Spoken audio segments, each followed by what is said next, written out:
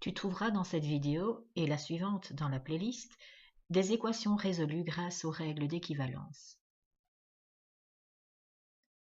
Première équation, moins 6 égale moins 2 fois 6 moins x. Cette équation, comme cela arrivera souvent, peut être résolue de différentes façons. Peu importe celle que tu choisis, l'important est de toujours respecter les règles de priorité, PEMDAS, et les règles d'équivalence. Et alors tu arriveras toujours à la bonne réponse finale. Voyons une première résolution. Je veux isoler le x, qui est à droite. Il est coincé dans une expression entre parenthèses. Je vais commencer par me débarrasser du moins 2 qui multiplie la parenthèse. On doit donc diviser par moins 2 des deux côtés, ce qui donne à gauche moins 6 divisé par moins 2, c'est-à-dire 3, et à droite, il reste 6 moins x.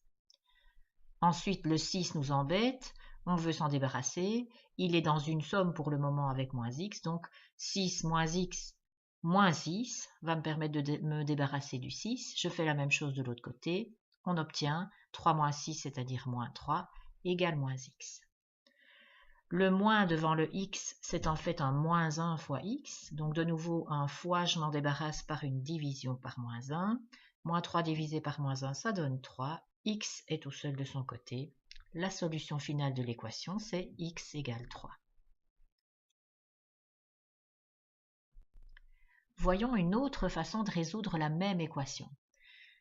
On aurait pu se dire que le moins 2, je pouvais le distribuer à l'intérieur de la parenthèse suivante. Ce qui donne moins 6 égale moins 2 fois 6, c'est-à-dire moins 12, moins 2 fois moins x, ça fait plus 2x. Le moins 12 m'embête, je fais une addition pour m'en débarrasser, plus 12 de chaque côté, donc moins 6 plus 12 est égal à 2x, moins 6 plus 12, ça fait 6.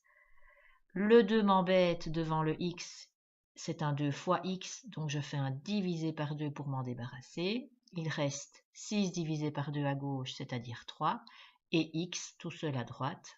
Réponse finale, x égale 3, c'est évidemment la même solution qu'avec l'autre méthode.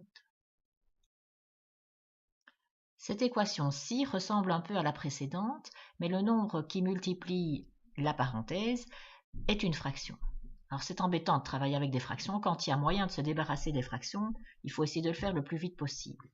Ici, grâce aux règles d'équivalence, si on multiplie par 5 de chaque côté, le divisé par 5 qui était à droite va disparaître. Donc, n'hésitons pas, on le fait.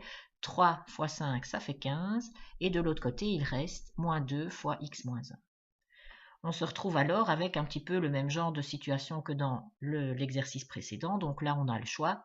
Je vais le faire en me débarrassant d'abord du moins 2 devant le x moins 1. C'est une multiplication pour le moment, donc je m'en débarrasse par une division par moins 2. 15 divisé par moins 2 est égal à x moins 1, c'est-à-dire moins 15 demi est égal à x moins 1. Je veux que le x soit tout seul de son côté, donc il y a un moins 1 qui m'embête. Je vais m'en débarrasser par une addition, plus 1 de chaque côté. J'obtiens donc moins 15 demi plus 1 est égal à x.